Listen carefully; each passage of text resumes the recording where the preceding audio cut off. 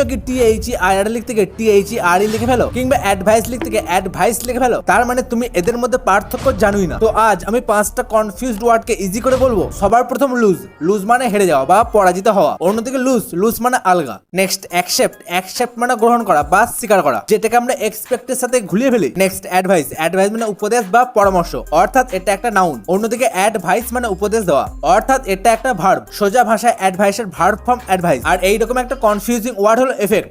Effect মানে প্রভাব, অর্থাৎ এটা নাউন।